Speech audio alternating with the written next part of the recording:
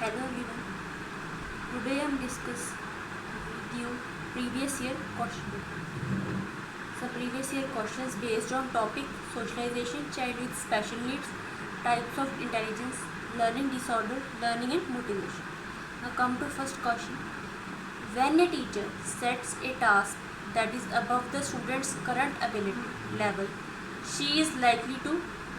ਕਹਿੰਦੀ ਉਹ ਟੀਚਰ ਜਿਹੜਾ ਕੋਈ ਟਾਸਕ ਦਿੰਦਾ ਬੱਚੇ ਨੂੰ ਜਿਹੜੀ ਕਿ ਉਹ ਸਟੂਡੈਂਟ ਦੇ ਜਿੰਨੀ ਉਹਨੂੰ ਹੁਣ ਐਬਿਲਿਟੀ ਚਾਹੀਦੀ ਉਹ ਤੋਂ ਕਾਫੀ ਹਾਈ ਲੈਵਲ ਦੀ ਕੁਐਸਚਨ ਉਹਨੂੰ ਜਾਂ ਟਾਸਕ ਦੇ ਦਿੰਦਾ ਤਾਂ ਉਹ ਉਹਨੂੰ ਕੀ ਕਰਨੀ ਹੈ she is likely to repeat the same content in number of times, create a communication barrier, generate interest and motivation among children, minimise the effect by of noise. ਕਹਿੰਦੇ ਕੀ ਹੈ ਕੀ ਹੋਏਗਾ ਫਿਰ ਇਹਦੇ ਨਾਲ ਕੀ ਕਰਨਾ ਚਾਹੀਦਾ ਰਿਪੀਟ ਦਾ ਸੇਮ ਕੰਟੈਂਟ। ਕਹਿੰਦੇ ਕੀ ਹੈ ਕਹਿੰਦੇ ਨੰਬਰ ਆਫ ਟਾਈਮਸ ਉਹਨੂੰ ਕੰਟੈਂਟ ਰਿਪੀਟ ਕਰਨਾ ਚਾਹੀਦਾ ਪਰ ਇਸ ਦੇ ਅਕੋਰਡਿੰਗਲੀ ਤਾਂ ਸਹੀ ਨਹੀਂ ਹੋਏਗਾ ਕਿਉਂਕਿ ਉਹਨੇ ਅਗਰ ਅਬਵ ਲੈਵਲ ਉਹਦੇ ਤਾਂ ਦਿਮਾਗ ਤੋਂ ਹੀ ਉੱਪਰ ਚਲੇਗੀ ਨਾ, ਉਹਦੀ ਨੌਲੇਜ ਤੋਂ ਕਿਤੇ ਪਰੇ ਹੈ ਤਾਂ ਫਿਰ ਉਹ ਰਿਪੀਟ ਵੀ ਕਰੇਗੀ ਤਾਂ ਕਿ ਬੱਚੇ ਸਮਝ ਨਹੀਂ ਆਏਗਾ ਤਾਂ ਫਸਟ ਆਪਸ਼ਨ ਤਾਂ ਗਲਤ ਹੈ। Second option create a communication barrier. Communication barrier ਹਾਂ ਕਮਿਊਨੀਕੇਸ਼ਨ ਬੈਰੀਅਰ ਹੋ ਸਕਦਾ ਹੈ ਟੀਚਰ ਕੁਝ ਹੋਰ ਬੋਲੇਗੀ ਬੱਚਾ ਕੁਝ ਹੋਰ ਸਮਝੇਗਾ ਤਾਂ ਇਹ ਕਿ ਟੀਚਰ ਕੀ ਕ੍ਰੀਏਟ ਕਰ ਰਿਹਾ ਹੈ ਕਮਿਊਨੀਕੇਸ਼ਨ ਬੈਰੀਅਰ ਤਾਂ ਇਹ ਆਪਸ਼ਨ ਸਹੀ ਹੈ। ਨੈਕਸਟ ਆਪਾਂ ਹੋਰ ਦੇਖਣਾ generate interest and motivation among children. ਹੁਣ ਇੰਟਰਸਟ ਅਤੇ ਮੋਟੀਵੇਸ਼ਨ ਕਿਵੇਂ ਹੋਗਾ ਜਦ ਬੱਚਾ ਅੰਦਰੋਂ ਇੰਟਰੈਂਸਿਕ ਹੈ ਐਕਸਟ੍ਰੈਂਸਿਕ ਹੋਣੀ ਚਾਹੀਦੀ ਹੈ। ਅਗਰ ਬੱਚੇ ਨੂੰ ਅੰਦਰੋਂ ਬਹੁਤ ਵੱਡੀ ਚੀਜ਼ ਹੈ ਕਿ ਅੰਦਰੋਂ ਮੋਟੀਵੇਸ਼ਨ ਆਉਣੀ ਚਾਹੀਦੀ ਹੈ। Minimise the effect of noise ਅਤੇ ਉਹ ਨੋਇਜ਼ ਨੂੰ ਹੌਲੀ ਮਿਨੀਮਾਈਜ਼ ਕਰਨਾ ਜਾਂ ਕੋਈ ਵੀ ਨੋਇਜ਼ ਆ ਰਹੀ ਹੈ ਕਲਾਸ ਦੇ ਵਿੱਚ ਕੋਈ ਬੱਚਾ ਤੰਗ ਕਰ ਰਿਹਾ ਤਾਂ ਨੋਇਜ਼ ਦਾ ਕੋਈ ਹੈ ਹੀ ਨਹੀਂ ਪ੍ਰੋਬਲਮ, ਠੀਕ ਹੈ ਤਾਂ ਫਿਰ ਕੀ ਹੈ answer is option 2। Question number second. Spearman theory of intelligence is to Thorndike. So Thorndike ਕਹਿੰਦੇ ਸਪੀਅਰਮੈਨ ਦੀ ਜਿਹੜੀ ਇੰਟੈਲੀਜੈਂਸ ਸੀ ਕਿ ਉਹਨੂੰ ਥਰੋਨਡਿਕ ਨੇ ਕੀ ਕਿਹਾ ਸੀ, ਠੀਕ ਹੈ ਉਹਦੇ ਵਿੱਚ ਉਸਦੇ ਅਕੋਰਡਿੰਗ ਥਰੋਨਡਿਕ ਨੇ ਉਹਨੂੰ ਕੀ ਕਿਹਾ ਤਾਂ ਮਤਲਬ ਉਹਦੇ ਵਿੱਚ ਹਾਂ ਕੀ ਡਿਫਰੈਂਸ ਉਹਦੇ ਵਿੱਚ as first one is qualitative is to quantitative, culture free is to culture fair, innate is to acquired, verbal is to performance. ਕਹਿੰਦੇ ਕੀ ਕਿਹਾ ਉਹਨੇ ਸਪੀਅਰਮੈਨ ਥਿਊਰੀ ਥਰੋਨਡਿਕ ਦੇ ਨਾਲ ਕੀ ਕੰਪੈਰੀਜ਼ਨ ਕਰਦੀ ਹੈ ਕਿ ਕੁਆਲੀਟੇਟਿਵ ਇਜ਼ ਟੂ ਕੁਆਂਟੀਟੇਟਿਵ। ਹਾਂ ਹੁਣ ਕਿਉਂਕਿ ਥਰੋਨਡਿਕ ਨੇ ਵੀ ਕਿਹਾ ਸੀ ਕਿ ਜਨਰਲ ਸਪੈਸੀਫਿਕ ਦੀ ਲੋੜ ਨਹੀਂ ਸੀ ਬਟ ਕੀ ਹੈ ਕਿ ਉਹਨੇ ਹਾਂ ਉਹਨੇ ਕੀ ਕਿਹਾ ਸੀ ਜਨਰਲ ਸਪੈਸੀਫਿਕ ਦੀ ਲੋੜ ਸੀਗੀ ਬਟ ਹਾਂ ਉਹਨੇ ਮੋਟੀਵੇਟ ਜਿਹੜੇ ਕਰਨ ਦੀ ਕਿਹਾ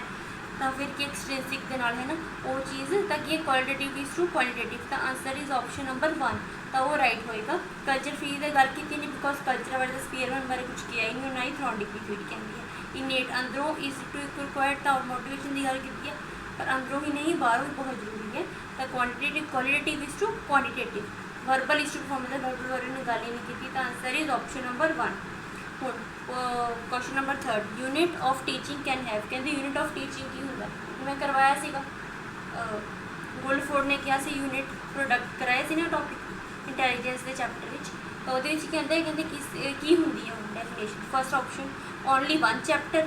second only 1 concept, third several chapters,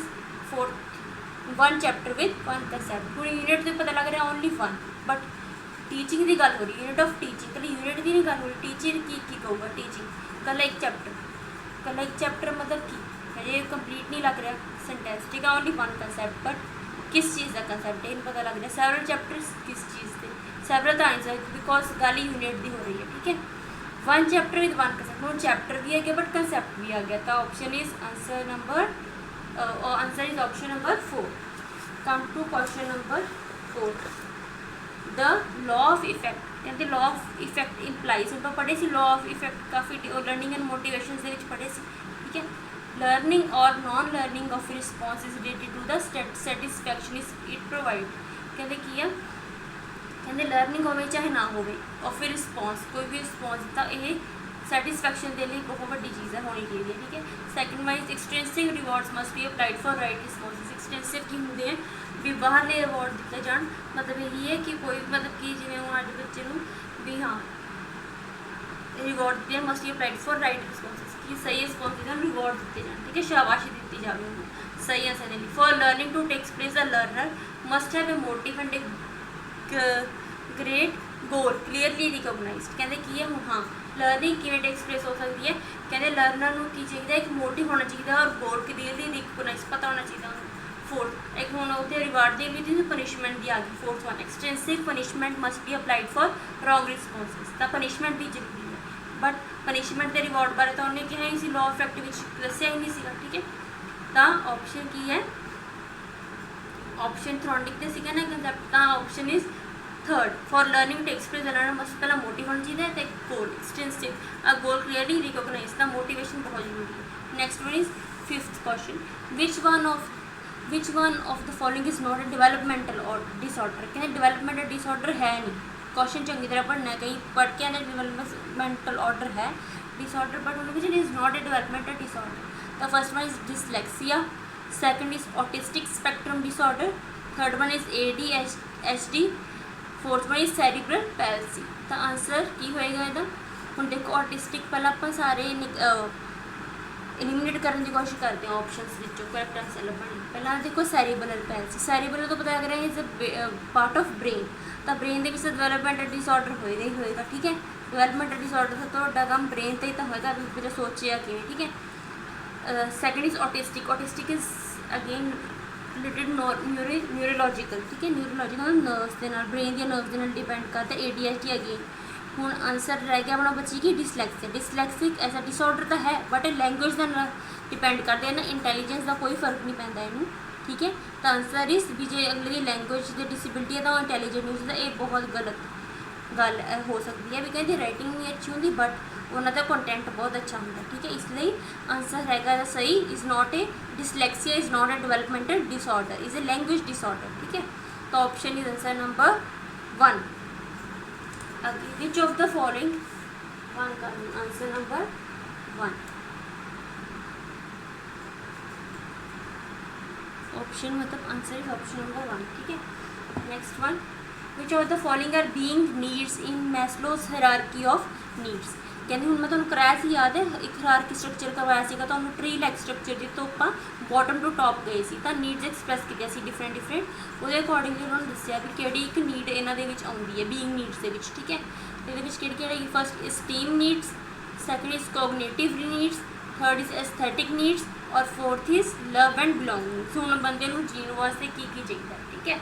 ये ना बीइंग नीड्स हाँ जरूरी की ने चीज़ां ठीक है स्टीम नीड्स बहुत जरूरी चीज़ां ये स्टीम आ गई सैकेंड वन इज कोगनेटिव तो हजे नहीं ब्रेन की लोड़ होंगी थर्ड वन एस्थेटिक मतलब नैचुरल बिलोंगिंग्स आले दुआले तो देखे लव एंड बिलोंगिंग्स लव तो बहुत ज़्यादा जरूरी है क्योंकि फर्स्ट ही पार्ट तो दस्सिया ना सैकेंड आ गया सीगा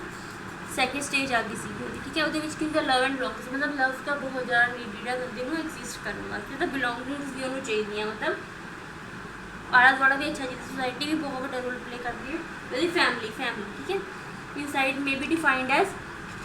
नेक्स्ट क्वेश्चन इनसाइट की क्या definition insight a form of intuition flows related to instinct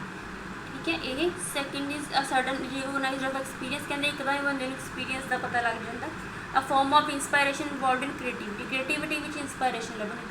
a systematic application of the scientific method to solution of problem उन्होंने सारियां ही ने इनसाइट का मतलब ही की इनसाइट लर्निंग मतलब अंदरों ठीक है जी आप इनसाइट लर्निंग में याद है वह चिंपैंजी वाली मैं एग्जाम्पल करवाई सी की सीगा कि उन्होंने इंट्यूशन हो जाती है ठीक है हुण की है रिलेटेड टू इंस्टिंक्ट भी हाँ ये पॉसीबल है उन्होंने की किया जिवें सामने बनाना की एग्जाम्पल दी सी कि वह केज में बंद है सामने बनाना पे तो उन्होंने बहुत ईजी हो जाएगी क्योंकि उन्होंने उस टाइम इंट्यूशन भुख लग रही होएगी तो उन्होंने वो चीज़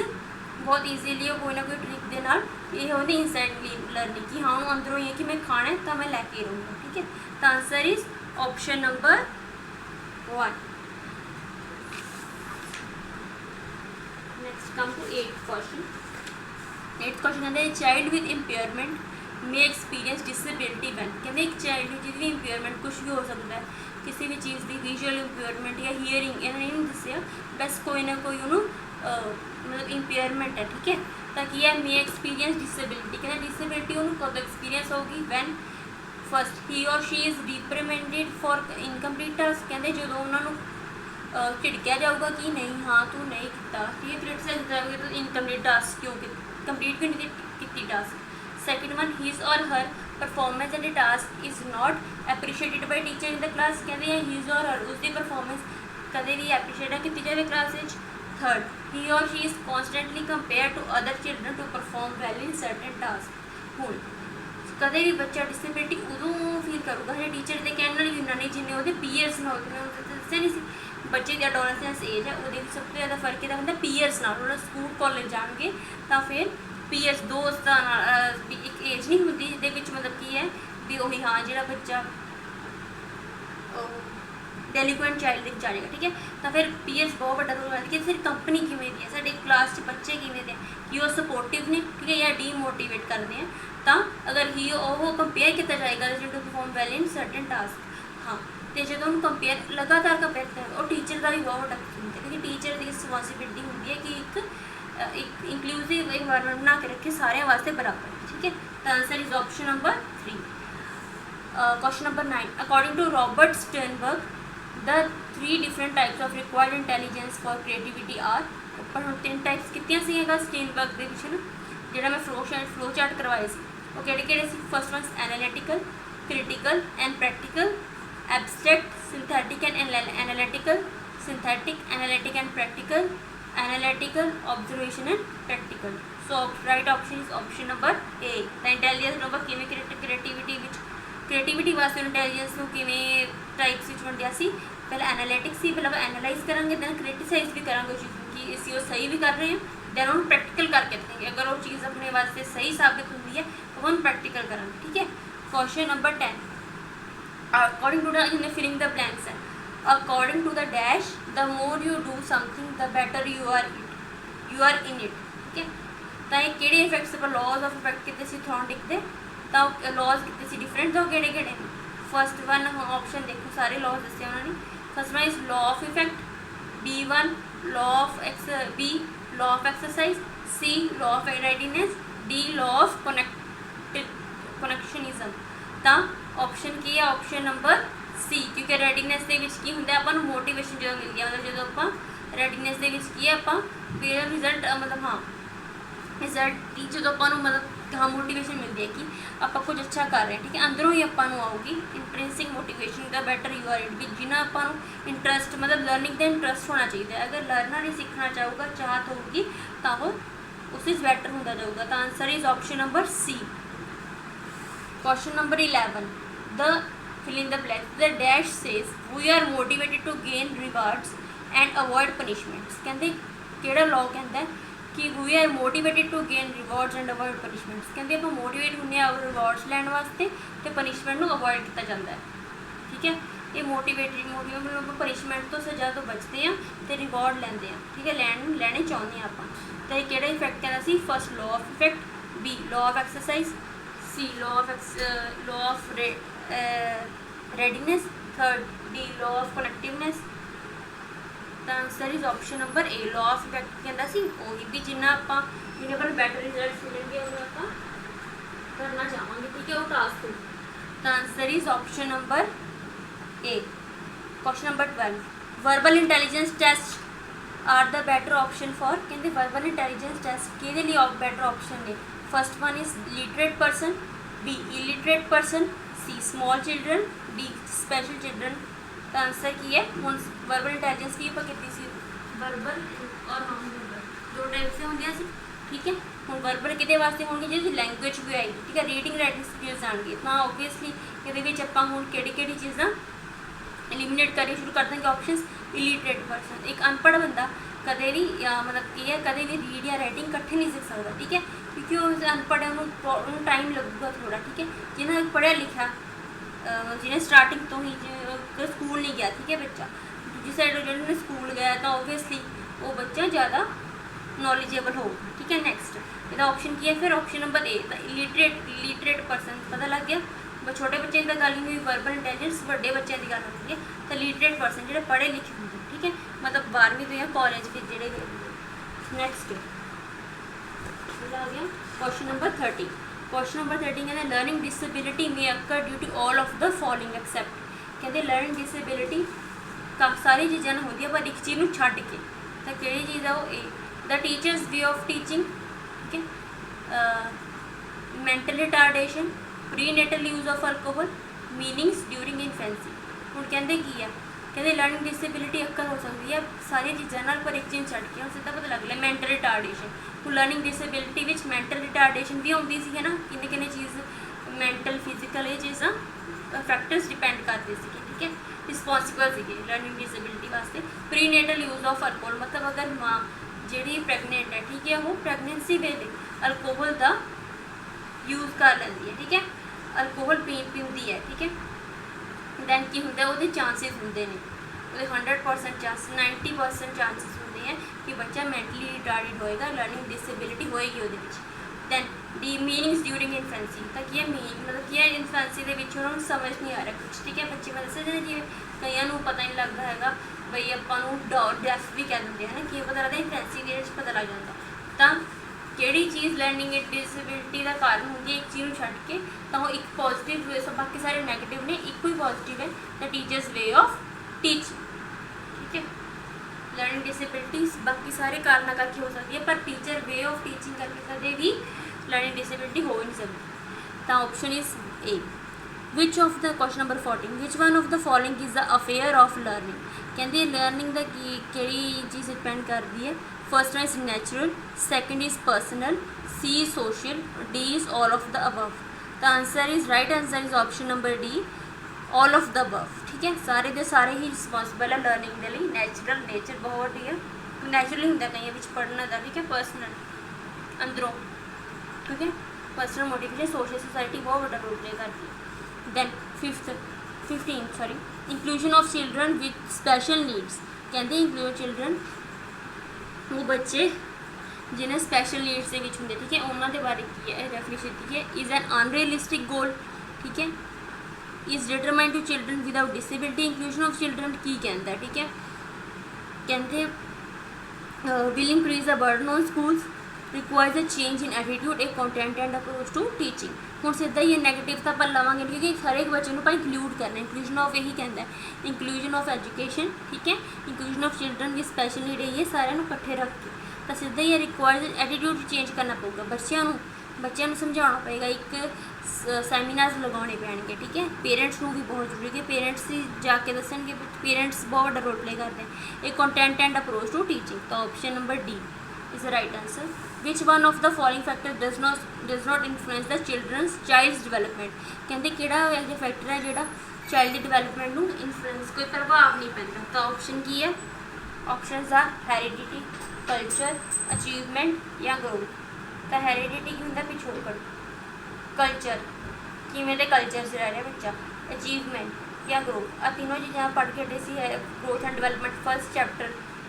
सीगा। हेरिडिटी किहड़े ऑप्शन हेरिडिटी, कल्चर और ग्रोथ पर पढ़े सी, या एनवायरनमेंट भी कह सकते हैं आप, ठीक है। तो एक अचीवमेंट है जो ऑड वन है, तो ऑप्शन वही है does not influence the child की डिवेलपमेंट विच अचीवमेंट कोई प्ले ज़्यादा प्रभाव नहीं पाती, तो option number C is the right. हम लगे which one of these is an example of extrinsic motivation extrinsic क्योंकि बाहरली मोटिवेशन, तो की एग्जाम्पल है वो, पहला है doing homework makes me understand concept better, कहते होमवर्क करके ਆਪਾਂ ਨੂੰ अंडरस्टैंड कंसैप्ट ज़्यादा अंडरस्टैंड हो जाते हैं। एक्सट्रिंसिक होंगी है बाहरली, जी बाहरली इन्वायरमेंट पर मोटिवेट करती है। Second one I complete my homework because the teacher gives us marks for each assignment. Third I enjoy doing homework because it is so much fun. Fourth I learn so much when I do my homework. हूँ देखो third और fourth option लै लें, ये दोनों intrinsic motivation use हो रही है, बिकॉज वो इंजॉय कर रहे हैं, मतलब वो अंदरों ही आ रहे हैं ना कि हाँ मैं करना होमवर्क मैं करना है। आई learn so much when I do my homework, learn भी कर रहे हैं, मतलब this is also intrinsic motivation. हूँ सैकेंड वन देखो आई कंप्लीट माई हार्डवर्क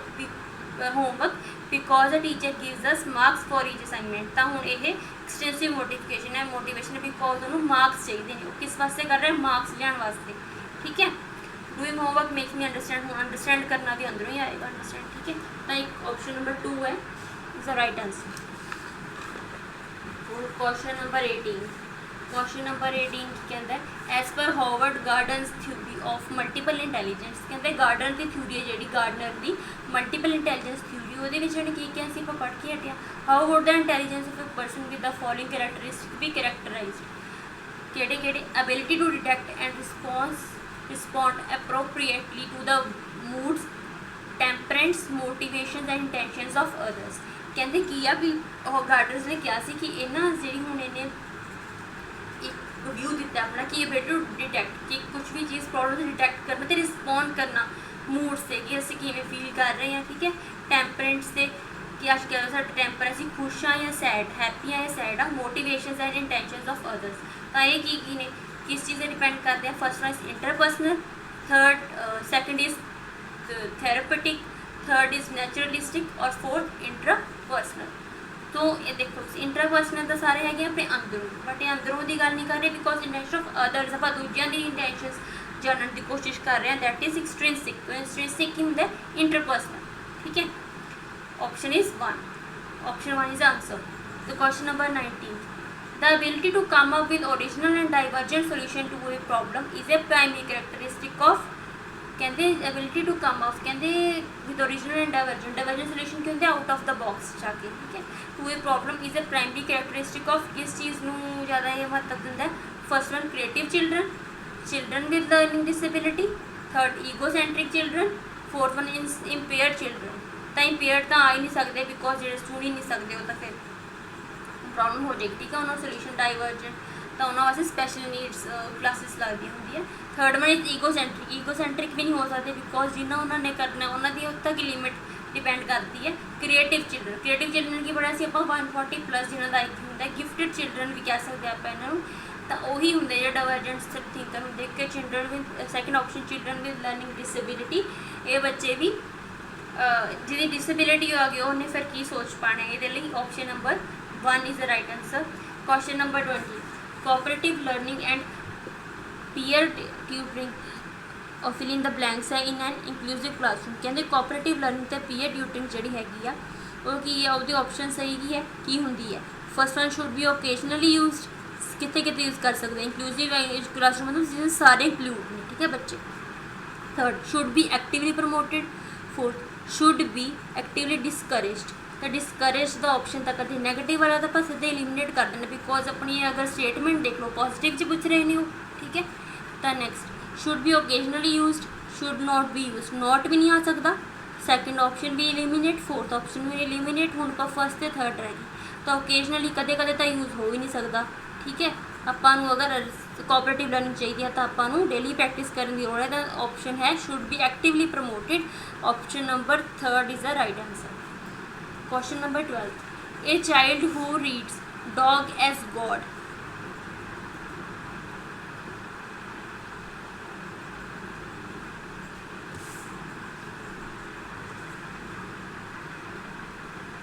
कहते a child who read dog as god or bat as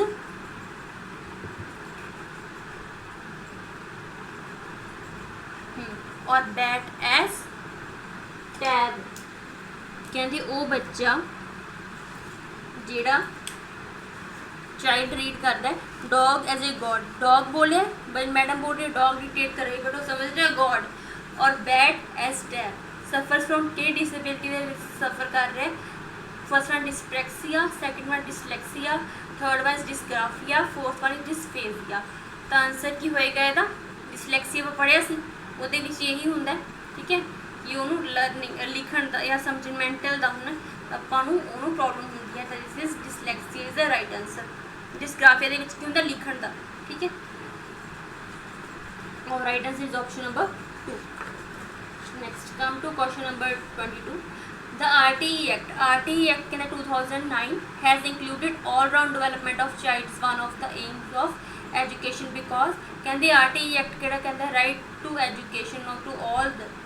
children has included all round development of child one। हुण पहला क्वेश्चन पढ़ लिया करो बिकॉज क्वेश्चन में ही answer छुपया होता है। Of child one of the AIIMS education because कहते क्यों की एम्स है।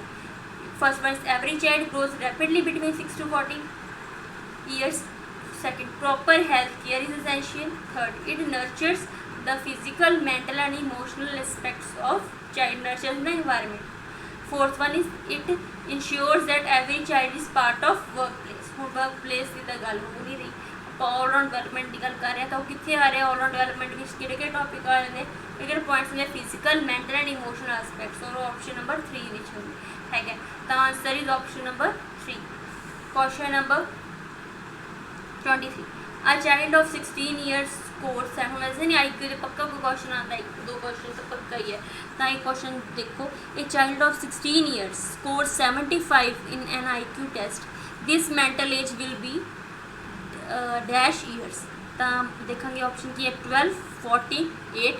ਔਰ 16 ਹੁਣ ਉਹਦਾ ਇੱਕ ਫਾਰਮੂਲਾ ਹੁੰਦਾ ਮੈਂ ਤੁਹਾਨੂੰ ਦੱਸਿਆ ਸੀ IQ ਫਾਈਂਡ ਕਰਨ ਦਾ ठीक है पहला तो आप फाइंड करना है mental age to find mental age we have the formula IQ equal to mental age divided by chronological age ठीक है मल्टीप्लाई बाय 100 सॉरी हाँ मल्टीप्लाई बाय 100 तो IQ अपन पता है हेयर IQ इज 75 गिवन है तो क्रोनोलॉजिकल एज इज 16 तो फिर किवें आऊगा आप फाइंड करांगे फॉर्मूले च पुट करांगे IQ 75 मेंटल एज अपॉन ये आप फाइंड करनी है divided by 16 chronological S multiply by 100 तो फिर डिवाइड करके अपना आंसर आ गया 12 with the right answer 12 with the mental as ठीक है करेक्ट मेंटल एज आ गई अपने को तो यही that's all about the previous year exam related to the topic go through all the previous videos one by one to understand the concept deep. Okay students, thanks.